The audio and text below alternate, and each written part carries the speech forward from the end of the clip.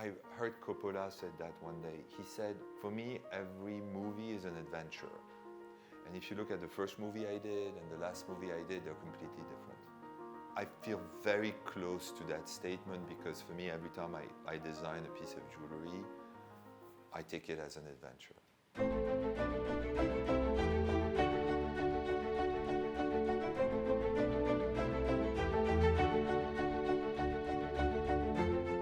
Starts from when we select a stone and decide that the stone needs to be part of the collection. We think about heritage, we think about timelessness. I not only think about the client of today, but I think about the human body. And if it works today on the human body, there's no reason it wouldn't work tomorrow. All comes down to timelessness. It's very difficult to design without having stones in mind.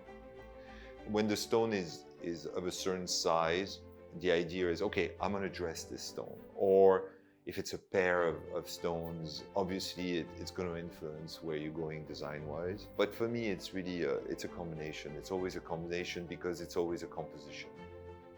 When I started this piece, the idea was, okay, let's create a piece that transcends the diamond itself. So the diamond being so great, and here again, you see most of the body of the stone. There's no symmetry in it. It doesn't close completely the same.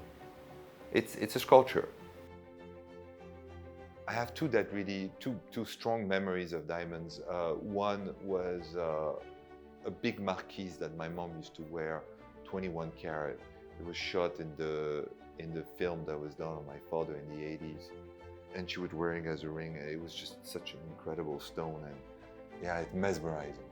And blue diamonds. The first time I saw a blue diamond, I was like, oh my God, it's the most beautiful thing I've seen in my life. My father's family was based in Mashhad in Iran in the 18th century. I think it had been a very long tradition in my family to trade gems. It's part of who I am, this attraction to material, to beautiful material. I realized really recently that the time I spent with my father and listening to him talk about his jewelry or explain to me what he cared about and how he did things had become a reflex, something that he taught me. He said, look, a stone is beautiful at every angle, and it's great to have a design that reveals some of the part of the body, the same way a dress on someone will reveal some skin. I was trained at auction as a buyer and seller, or somebody spending a lot of time there looking at goods. It is a place where you get to see a lot of different things and understand what is quality and not quality. So you can educate your eye, and you can also get validation on whether something is good, because market pricing is such a teller, honest teller. It took me a very long time to feel good about what I'm doing.